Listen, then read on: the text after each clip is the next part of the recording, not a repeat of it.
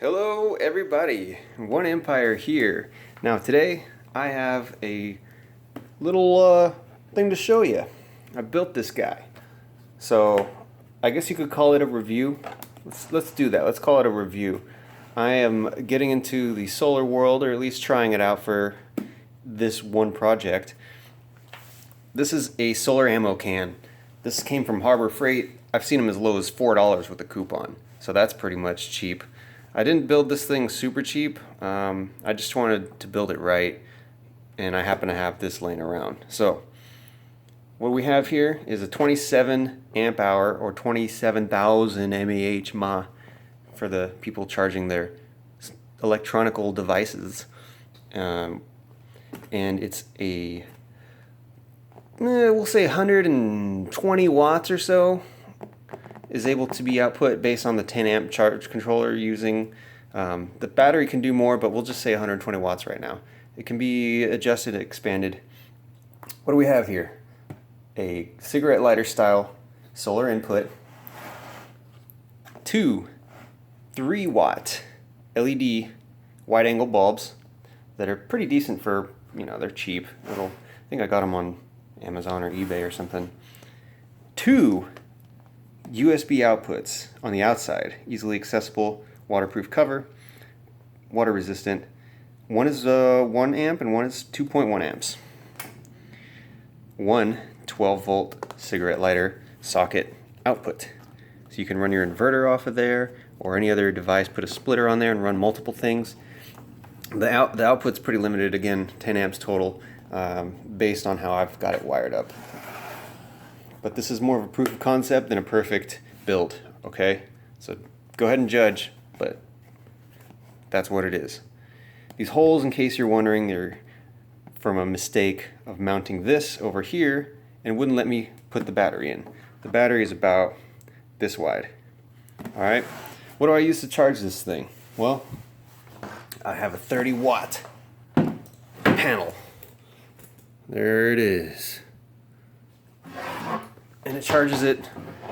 Someone please in the comments do the math and let me know how long it should take to charge this battery, because I'm not that smart yet on solar or in general, but we're going to continue.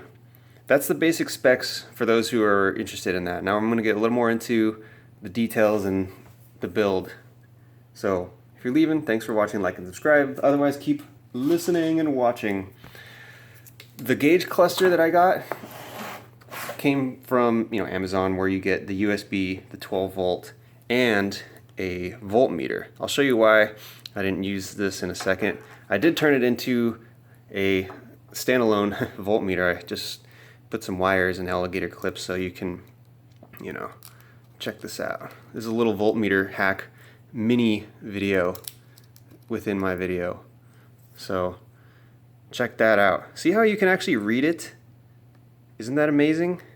I'll tell you how I fix that. See, there's some tint on there, window tint for, cars.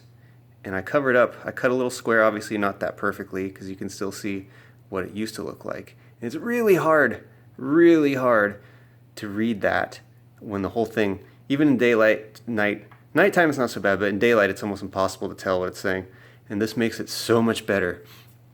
So if you have some kind of way of darkening it or whatever, do that. I think it's intended to be anyway. But for whatever reason, mine didn't have it. But I've seen a lot of other videos of people with those voltmeters that look like crap. And hopefully that'll help you out, because y'all helped me out when building this thing with some of the ideas and what battery to get and whatnot. I'll try and put your guys' videos in the description. If I can find them. There's a lot of them, but I'll try and track you down and give you the credit where credit is due. I will not open this up just yet. So the master switch connects the battery and disconnects it. You have to have this on before you connect your input, because otherwise the solar panel is going to be putting power into your charge controller, and your charge controller doesn't have anywhere for it to go, and it'll probably fry your charge controller. So turn this on first, hence the sticker, and plug it in then. Alright, now that gives you power to your lights. See, they're pretty bright, pretty wide angle. they lit up a campsite. I took a camping this box, and it fared quite well, actually. I was super impressed by it. Let's leave it on here. And you have a little light for your USB. So let's get more into it. Literally. Open it up.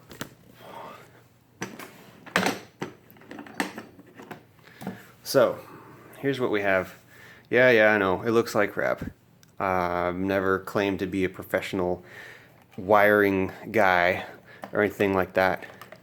But let's start with this. Here's the charge controller. It's about $20 on Amazon. I don't want to get the cheapest one because it just looks super cheap. And I know some of you guys have done it and worked fine, but I like this one. It's got 2 USB outputs. I don't know how reliable they are. They're probably 500 milliamps, but you never know. You might need 2 extra USBs. And it shows the voltage, hence not using the voltmeter. That's just one more thing to wire and one more thing to draw power. I just didn't want to deal with that, and this is definitely fine for me. You do have to open up the box in order to see your voltage. But it has a cutoff, so if you go low, you're not going to kill your battery to the point where it's destroyed.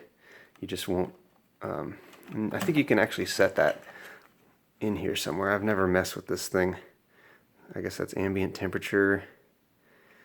PV something, load. Anybody in the comments? We're all wondering what this stuff is. I could probably read the manual, but what guy does that? Who does that? All right. Here's the battery under there. It's kind of pushed over to the side, but yeah, anyway, that's the battery. And I took this little piece of pipe insulation to keep the battery from moving over. It's not tacked down or velcroed to the bottom or anything, because it's a pretty tight fit and it hasn't really bounced around too much for me. So hopefully I can put an inverter in there, or at least store it. We'll try that some other time. But for now it's unused space, so the imagination is the limit of what can be used here. So the wiring, let's do that. This black side goes to the battery positive terminal. Obviously a fuse, 30 amps, which is more, it's too much, but I only have 30 amp fuses right now. Going to the switch. Okay, it's going to the supply on the switch. The black goes to ground. I have a common ground, and then the middle wire goes to the battery on the battery input of the charge controller. So when you turn it off, charge controller turns off. The charge controller has the solar hookups, positive and negative on the left, which go to the receptacle down here for the input, and then the output have the ground, and the power goes to this. This block here is a power distribution block. Goes to this ring terminal here, and it's pretty secure. 6 different outputs. I've got fuses in all of them. They're 30 amps again because that's all I have, and that's too much. But it's better than no fuse.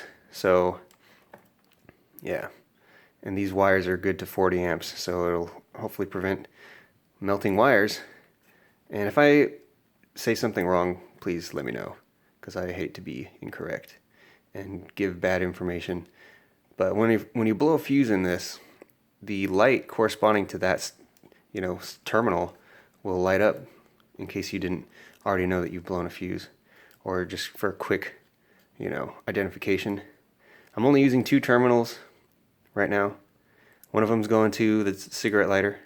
I feel like it should have its own output, because it could be drawing a lot of power depending on, well, really it's only going to draw 10 amps because it's wired through here, but if I rewired it directly to the battery, I can get up to 30 amps basically. If the socket can handle that, I don't know. I have to read the specs again. But right now we're limited to 10 amps on everything, so that's relatively safe, pretty benign. Here's the eyes. the way they're mounted up. You can kind of see in there. And this just sits loosely. I'd like to mount it, but there's not really a whole lot of room. And so it seems to work pretty good. Pretty well, I should say. But that's pretty much about it. Kind of basics on the wiring. I did the lights similar to how I did, you know, if you know how to wire a switch, there's plenty of videos that show you more in detail of how to do that. This is just kind of a summary more than anything. This has a gasket on here. I don't know if you can see the black. And it looks like it's completely sealed off with the handle section. So I'm going to go ahead and guess that this is a waterproof case. Obviously I drilled a bunch of holes and put tape on it and didn't put sealant around any of this stuff, so it's probably not waterproof. Be safe to say. But water resistant? I think so. I think so. If I got these things wet, I don't think it would leak in too much. If this were sitting in some standing water, it'd probably be fairly well. Maybe I'll get it wet and see. But enough of that. I am done talking, so thanks for watching. Like and subscribe. And again, to all of you who have videos of similar projects, thanks for the inspiration, thanks for the help and the time of making those videos to make this project possible.